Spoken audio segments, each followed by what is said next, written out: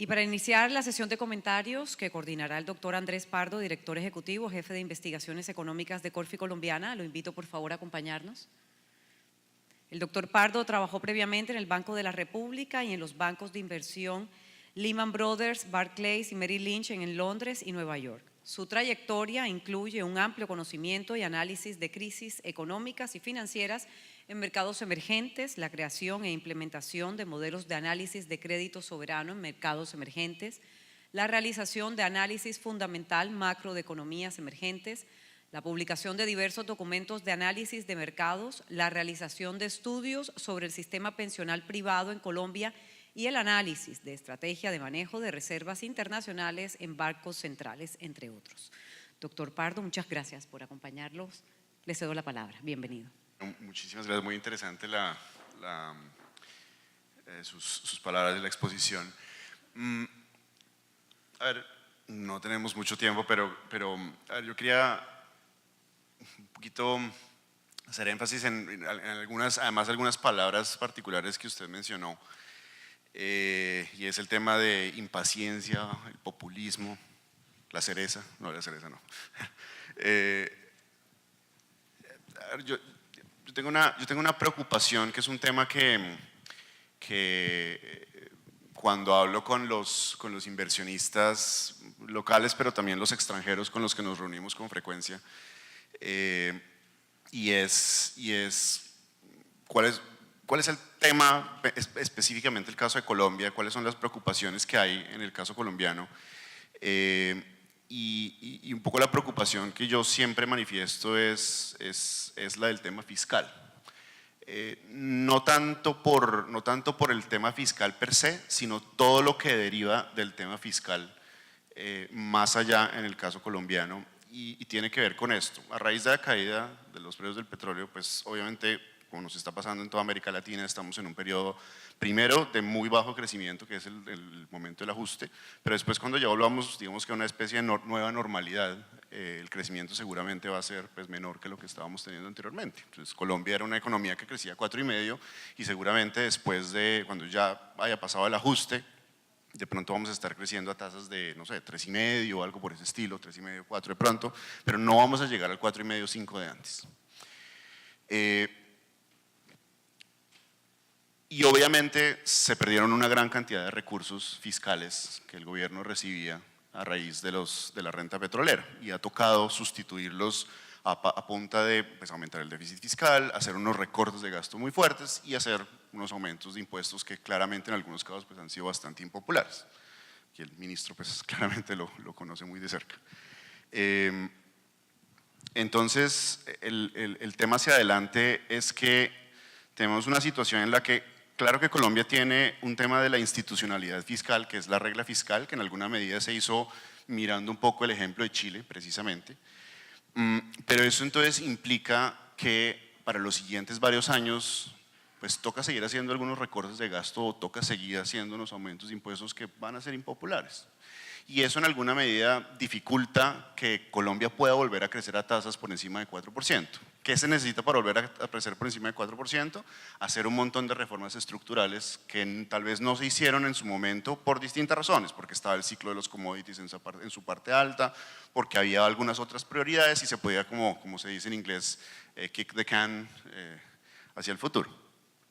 Pero entonces ahora sí viene la urgencia de hacer ese tipo de reformas. Entonces aquí la preocupación que surge es que si no se logra, en el caso nuestro, de tener otra vez unos crecimientos más altos en el futuro, viene el tema de la impaciencia, y viene el tema del populismo, y viene el tema de que la gente está en descontento con la situación, sobre todo porque como buena parte del gasto también se enfocó en los temas sociales, pero toca comenzar a recortarlo. Es posible que de pronto pues mucha gente que antes estaba recibiendo unos recursos de tipo social ya no los va a poder recibir, y más adelante va a tocar sacrificarlos un poco. Entonces, la pregunta es, ¿cómo enfrenta uno ese dilema en el cual pues uno no sabe bien si va a lograr que ese crecimiento vuelva a ser más alto para evitar precisamente que llegue al poder un gobierno que sea populista.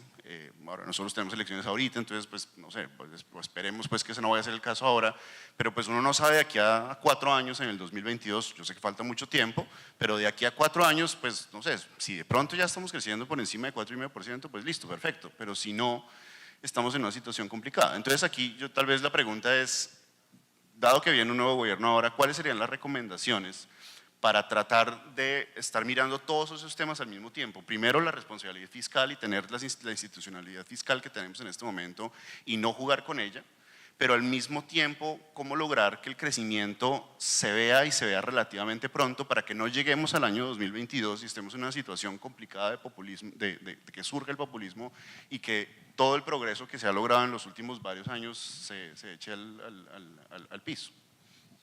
Bueno, y yo creo que lo que tú mencionas es una de las problemáticas que tenemos en nuestros países. O sea, tenemos periodos buenos y empieza a verse este proceso de gente que sale de la pobreza y engruesa lo que podríamos llamar una gran clase media. Yo creo que eso es una cosa muy positiva, que el crecimiento de la clase media latinoamericana. Lo digo en términos generales, pero hay países donde se ha dado más claramente esto. Y es una reducción de la gente que vive en pobreza y de la gente y un aumento de los que están en este sector de clase media. Ahora, las clases medias normalmente tienen demandas distintas de las que tienen los pobres. Y las políticas entonces, uno tiene que pensar en cómo acomodar las demandas de la clase media en forma responsable. Me parece que es una oportunidad también, porque la incorporación de estos grupos que previamente eran pobres, la gente que pasa de la pobreza a esta situación de ingreso medio, demanda otro tipo de bienes, da oportunidades, por ejemplo, en el sector financiero, en el sector retail, gente que antes tenía muy poca participación y que hoy día sí participa en la economía. Entonces, hay una verdadera oportunidad, puede haberse una suerte de bono de crecimiento por la vía de la participación de estos sectores en la medida que la cosa no se nos desboque. ¿Cómo no se nos desboca? Yo creo que ahí hay un tema de manejo también, porque nosotros lo hemos visto, por ejemplo, en Chile. En Chile la demanda de la calle, nosotros hablamos de la calle, los grupos que salen a la calle, y entonces tenemos los grupos organizados. Típico grupo organizado son los estudiantes universitarios que demandan gratuidad. ¿Qué significa eso? Que no quieren pagar por los estudios. Y la gratuidad en Chile hoy día llega al 60% de los grupos más vulnerables, pero es carísima. Si nosotros tuviéramos que pagar esta gratuidad hoy día a todos, tendríamos una crisis fiscal. Entonces, el punto es que uno tiene que poner el hecho de que un grupo que es potente en la calle, hay grupos que no hablan en la calle. Por ejemplo, en este tema, los estudiantes universitarios súper organizados y los estudiantes que están en preescolar no están organizados, no salen a la calle. Los padres de esos estudiantes salen poco a la calle. ¿Ah? Entonces, pero uno puede olvidarse que todo lo que dice la investigación económica, retornos sociales de la inversión, es que tenemos que preocuparnos de la educación preescolar y escolar. Y por supuesto eso no significa no preocuparnos de la universitaria, pero como los recursos son escasos, vamos a tener que ver cómo quitarle recursos a la preescolar para dárselo a la gratuidad universitaria me parecería un error. ¿No es cierto? Creo que es el germen de una política que de alguna manera pacifica la calle, pero que no genera un retorno a largo plazo y puede ser el germen de una situación muy complicada. Entonces, yo creo que aquí es el liderazgo y uno podría decir el liderazgo político y también la aparición o si es posible una suerte de pacto social para poder entender que no todas las demandas se pueden satisfacer en un momento, ¿no? Pero sí hay que mostrar progreso en los distintos frentes y hay que ser también claro en comunicar que el progreso tiene que ser gradual y que no se le puede dar a todos lo que piden en el momento en que lo piden. Y yo creo que los países que logran pasar eso son los que son exitosos, porque si no, ahí es el germen de quedarnos en la trampa del ingreso medio, ¿no? Decir, ok, entonces tenemos un gobierno que intentó darle a todos lo que pedían y al final terminamos con un tremendo déficit, aumento de deuda, tasas de interés más elevadas, reducciones de clasificación de riesgo país, en fin, y pues sabemos cómo sigue la historia. Y yo creo que eso es parte del problema y del desafío que tenemos. Pero no es una situación simple para los países que están en nuestros niveles de ingreso, así como hay otros que mostrábamos ahí que están atrapados en la trampa de pobreza, que no han logrado salir, que en el año 60 tienen más o menos el mismo ingreso per cápita que tienen hoy. Nosotros somos países de ingreso medio con grupos empoderados y demandantes de soluciones y de soluciones rápidas. Y ahí es donde uno tiene que siempre dialogar, pero hay que buscar, y creo que la vía del convencimiento. Ahora, en el caso de Chile, en Chile confrontamos dos visiones en esta elección pasada. Confrontamos una visión que decía que había que seguir con la gratuidad. Nosotros dijimos que la gratuidad se iba a mantener para los que la tuvieran y que íbamos a intentar avanzar en la medida que hubieran recursos. Y fuimos muy claros que habían otras prioridades también. Y tenemos hoy, lo planteo porque no sé la situación, no sigo el caso colombiano, nosotros tenemos una tremenda presión por las pensiones en nuestro país. Otro sector súper complicado, la gente está viviendo más. Y la buena noticia, cuando una persona se jubila, le dice, señor, le tengo una buena noticia y una mala noticia. La buena noticia es que usted va a vivir 100 años. ¿Y cuál es la mala? La mala es que no va a tener cómo financiarlo. Entonces, ese es un problema recontra serio. Ahí tenemos otro grupo muy organizado y que con razón ha visto cómo se deterioran las pensiones con retornos bajos, expectativas de vida mayores y lagunas previsionales. Lagunas llamamos los periodos en que no contribuyen la gente porque, por ejemplo, no tiene empleo. Entonces también tiene que ver con la situación del mercado laboral. Otro tema más que agrego a los que tenemos que manejar. Claro, y tal vez, como para terminar, yo tal vez resaltaría que hay una diferencia de pronto que se ve contra buena parte de los países de América Latina, que se dio por las circunstancias específicas, además del caso colombiano, y es pues, todo el tema del conflicto civil que tuvimos durante los últimos pues, varias décadas. Y es que, pues, corrígeme si estoy mal, pero un poco lo que pasó en estos últimos años es que la caída de los precios de los commodities agarró a muchas economías en la región en donde los gobiernos eran más de izquierda.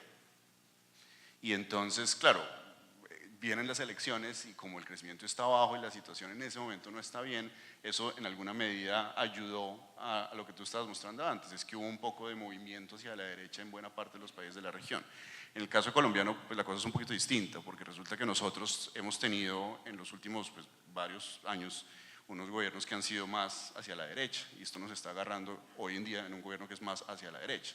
Entonces, el descontento, si uno quiere achacarle la culpa a alguien, dice, no, pues es que a mí no me gusta la derecha, entonces más bien mejor démosle la oportunidad a la izquierda. Entonces ahí es donde el caso colombiano creo que ese riesgo existe y un poco citando algunos de los puntos particulares que tal vez no necesariamente todos los mencionaste aquí, pero sé que los has mencionado en algunos discursos, algunos trabajos que has hecho en el pasado.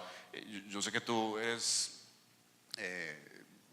apoyas mucho el hecho de que cómo surgir de aquí y es apoyar la inversión en educación, en desarrollo de tecnología, diversificación, pero de nuevo el problema que surge es que buenísimo educación, el problema es que los resultados de la educación pues no se ven, digamos el ciclo político es muy corto como para que los resultados se vean. Apoyar desarrollo de tecnología, pasa algo similar, los resultados se demoran mucho tiempo, un cambio pensional también, digamos que los beneficios de hacer una reforma pensional, que nosotros también tenemos esa situación también complicada, es que esos beneficios no se van a ver sino dentro de 10 años o algo así. Y el tema de diversificación pues también tiene un tema y es que en los últimos años ha habido una especie como de creciente descontento con el comercio, con el libre comercio. Entonces ahí la pregunta es ¿cómo hacemos también para, claro, tú estás diciendo el liderazgo es muy importante, saberlo comunicar, pero ¿qué otras cosas adicionales le recomendarías a la política aquí en Colombia en particular para poder manejar bien esa situación? Mira, yo creo que lo primero es que al final la gente, no al final, sino que la gente se da cuenta cuando uno le habla con la verdad. Yo creo que a la gente hay que contarle primero la verdad y no contarle ni una catástrofe que no existe, ni una situación de un país en colores que tampoco ocurre. Y yo creo que en este tema de las pensiones no hay soluciones mágicas, por ejemplo.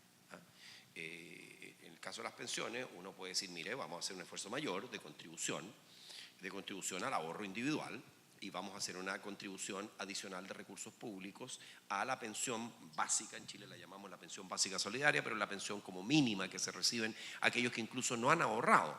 Entonces, en este caso, uno puede decir, y nosotros hemos hecho un planteamiento, que queremos tratar de reducir el impuesto, porque nosotros tenemos una diferencia con el programa que planteaba, con el proyecto que planteó el gobierno, que es decir, mire, ¿cómo financiamos las mejores pensiones? Bueno, nosotros decíamos, la mayor contribución debe ir a las cuentas individuales, que eso contribuya a mejorar la pensión, pero ahí tú tienes razón, que eso se va a dar en el tiempo. Pero también hay que hacer algo ahora por los que tienen las pensiones más bajas, y eso tiene que venir de recursos fiscales. Pero lo que no se puede hacer es decir, señores, yo le voy a dar gratuidad a todos los estudiantes universitarios, además voy a mejorar las pensiones de los que tienen menos, y encima voy a dar salud de calidad a todos los chilenos. Entonces todo eso no cuadra, y lo digo en distintos gobiernos. Ahora, también hay un tema, ahí quiero mencionar, en Brasil, ese déficit que veíamos de más de 9 puntos del PIB, de déficit fiscal, una parte significativa viene del sistema de pensiones. ¿Saben ustedes que en Brasil una mujer de 50 años se jubila? ¿Se puede jubilar a los 50 años? Y yo encuentro que eso es increíble. Una mujer de 50 años no está para jubilarla, está para invitarla a salir, diría yo.